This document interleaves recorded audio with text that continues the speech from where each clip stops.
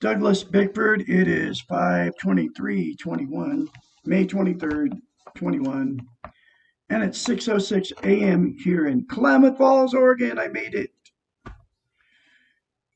I got a house and I paid for it in cash in Klamath Falls, Oregon. Beautiful house. I just made a video of it. You can see it behind me. Part of it. Right right in that nook right there behind me. There's a beautiful big window. That's a baby grand's gonna go in there. So I'm pretty excited.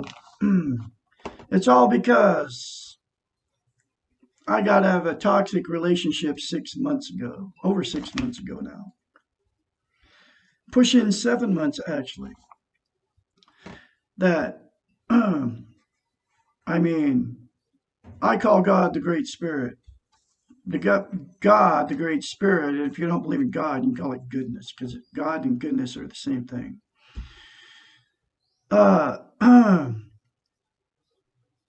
God does everything. Everything's in control.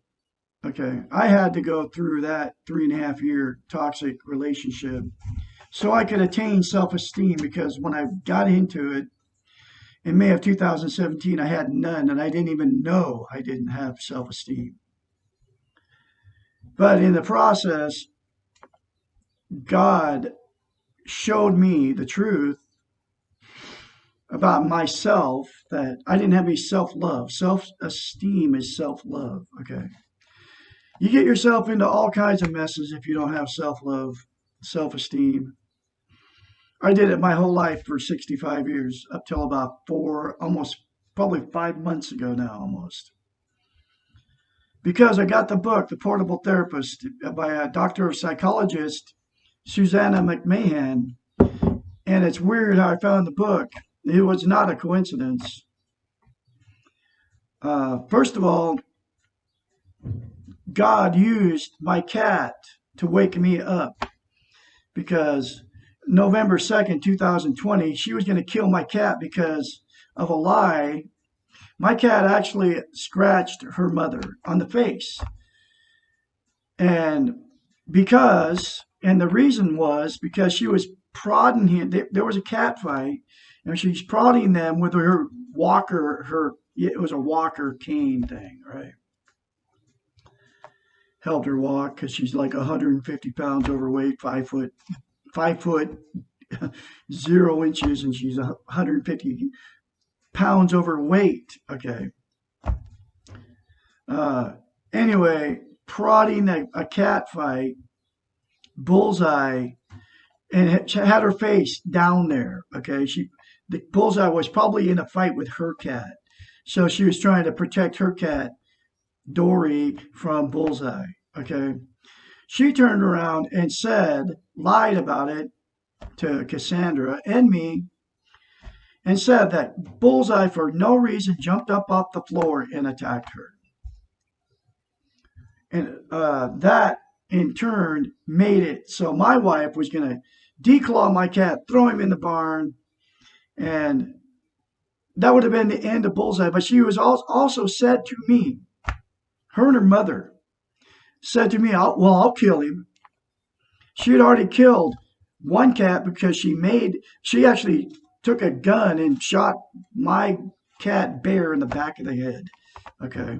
Because I didn't have the money to pay for a $1,200 vet bill because I gave all my money to her. Okay. But I have to live with that, but I have to accept that pain because it was like traumatic for me. And I watched her do it. Okay. I mean, I didn't watch her do it, but she did it. Okay. She could actually do that. Okay.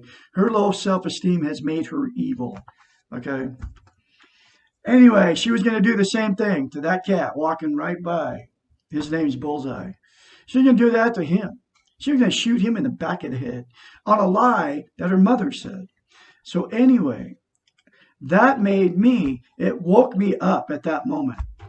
I go, you're not killing my cat like you did my other ones. But I didn't say that because at that time I didn't realize what all that, I didn't realize by her doing that, I didn't know that that was a very evil thing, and her low self-esteem allows her to do that kind of stuff.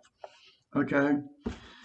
And she does it because she can. It's bizarro stuff. I mean, I was in a this. She has all kinds of psychological issues going on, and so does her whole family. But anyway, that was my wake up that day. I packed my stuff and I left. Okay, and I took the $5,000 we had in a thing.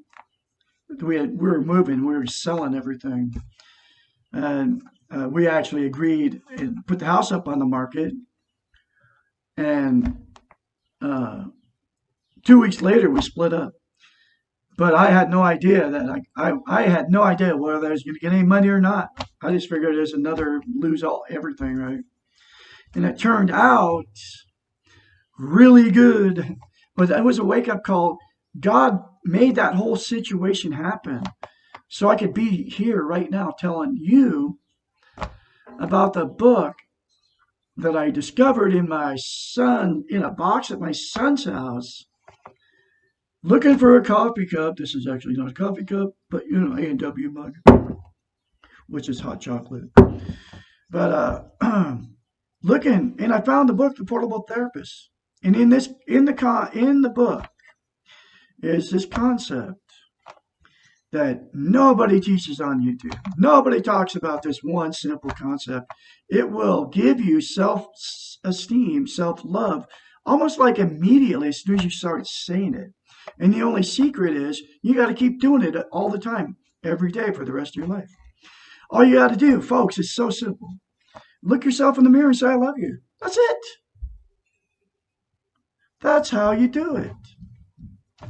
And it will change your life. You'll notice a difference in you if you do it. When you start going out social, as soon as you get around people, that's when you'll start noticing it. Because we're created to be social. And you don't believe in creation, evolution, right? Whatever. That's what we're here for, is to interact with other human beings and animals. Animals have the same thing in them that we can attain in us by attaining self-esteem. That's how simple it is. Anyway, and I'm the only one on the internet talking about how simple it is. They've made it confusing.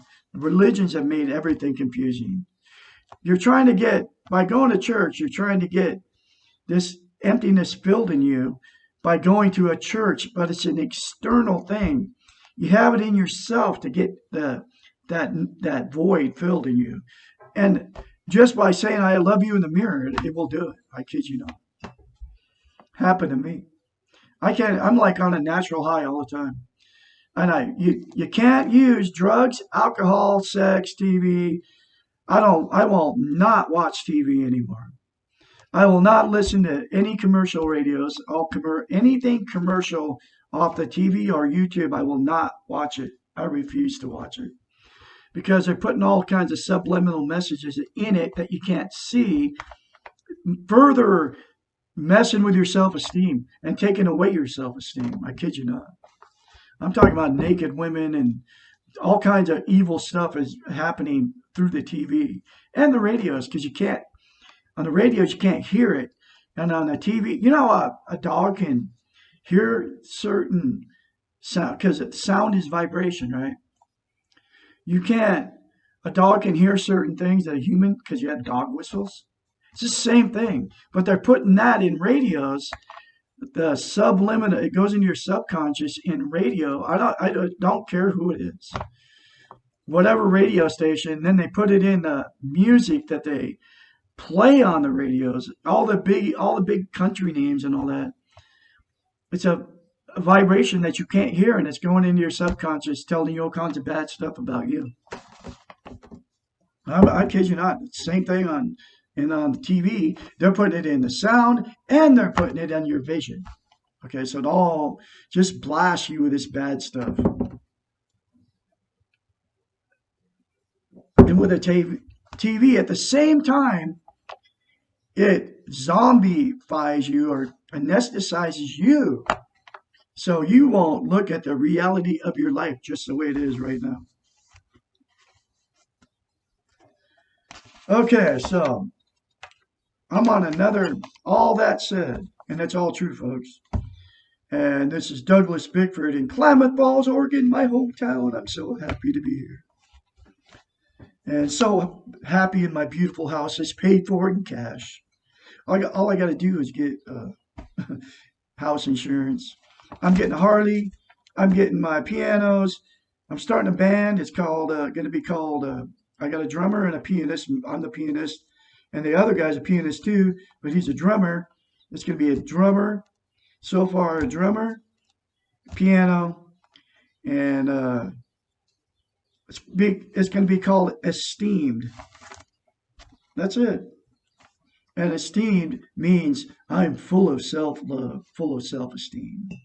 I'm an esteemed one. And that's not an egotistical thing either, because you can have the same thing. And you don't even have to pay for it through Douglas Bickford if you just do what I said. Anyway, chapter 44. Why am I so angry? Anger is one of the most basic and also most important emotions. It is necessary for survival, as a feeling often generates the necessary strength to do things to protect ourselves that we normally would not do. Anger is also necessary in the infant's development of a sense of self as distinct from others. Everyone has anger. Why then is this important emotion so difficult for people to deal with? Question mark. Why does anger produce so much denial of the feeling and so much fear? The answer is, once again, go back to our training. I call it brainwashing. We have been taught since we were little that being angry is bad and that other people do not like us when we are angry. We learned that most of our anger is unjustified, as if feelings need justification, quotation marks, and that we have no right to be angry because we must consider the other person's feelings before we consider ourselves. We have learned as children to deny our feelings of anger and to repress them so they will not be labeled bad. If we cannot deny or repress anger and we let it out, then we feel guilty and have to repress the anger, and we let and make justifications for our feelings. We have learned, usually before the age of 5, that anger produces a vicious trap. If we express it, we are bad. If we repress it, it grows into rage and are bad. And if we deny it, we learn not to trust our own feelings, and that feels bad. What is the solution for this anger trap? Give yourself permission to feel angry. You cannot control your feeling of anger. You do not always know when and why and how you will feel angry. Sometimes you may feel angry without knowing why. And sometimes, when you expect to feel angry, you do not. Anger lives inside of you along with your other feelings. Accept that you feel angry, but do not confuse the feeling of anger with the expression of anger.